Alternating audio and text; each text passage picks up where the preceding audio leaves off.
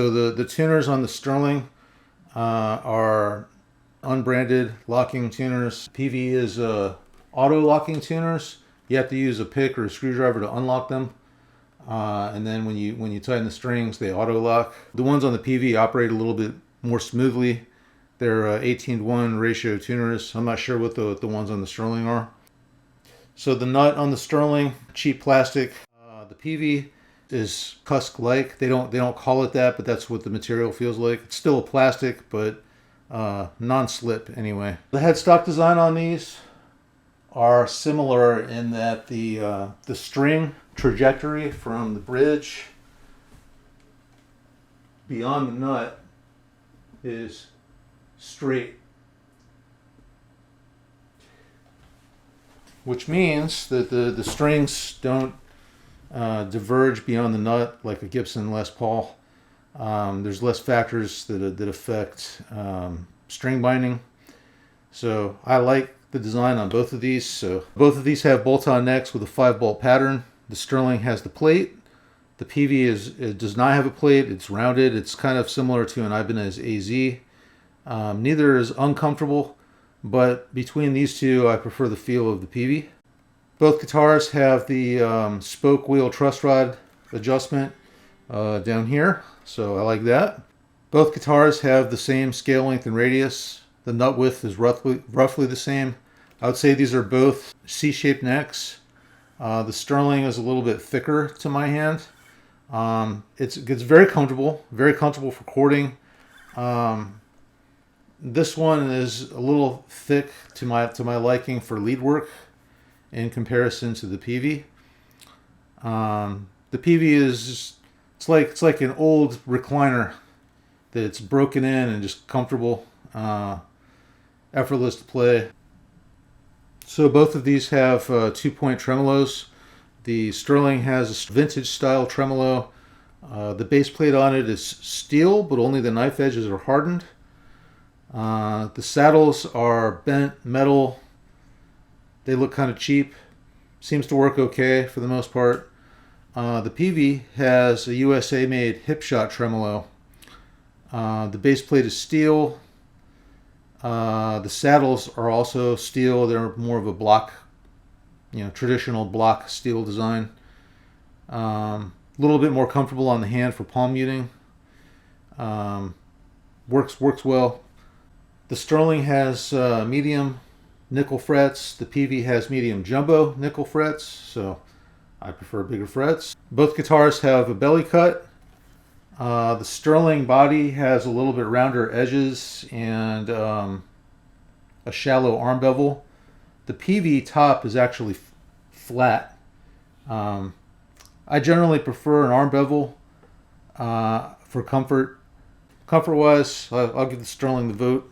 So the Sterling has Alnico 5 pickups. The Peavey, I believe, has Alnico 5. That's unconfirmed. The information is pretty sparse out there. But based on just talking to people in the Peavey community over years, I believe them to be Alnico 5. I really like the pickups on the Peavey. But the ones on the Sterling are actually pretty good. For a lower tier guitar, I was surprised. There were a few clips that actually the Sterling sounded better than the Peavey. So regarding weight, the Sterling has a poplar body. Mine weighs about 8 pounds. This Peavey has a basswood body with a maple top, and it weighs about 7 pounds 4 ounces. All right, so I know this is very superficial, but as far as looks go, the Sterling it looks cool. I kind of like the block inlays. It's got its own look, but the Peavey I think is on another level. I'm a sucker for wood. The maple top on this is not a veneer. It's the real deal. It's 3/16 of an inch, and it's nice. It's a nice cut of wood. It's I would consider it top tier. It's got some 3D effect to it. The overall build quality of components on the Peavey are just superior. The tuners, the tremolo, saddles, name brand, jack, etc. It's just built with nicer stuff. So the Sterling does have a feature that the Peavey doesn't.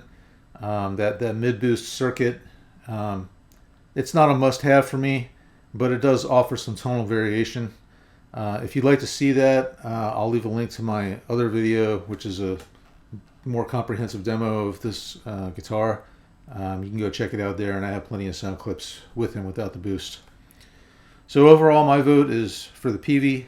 It's not really a fair fight because it's a more expensive guitar. So when this guitar was new in the early 2000s, these sold for $1,200 to $1,400, and it came with a hard case.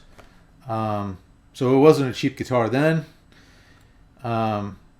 It clearly is a superior build quality and has higher quality components on it. The neck and the neck joint are comfortable. I like the sound of it. It's really a beautiful guitar to look at. I consider this kind of like a working man's Tom Anderson.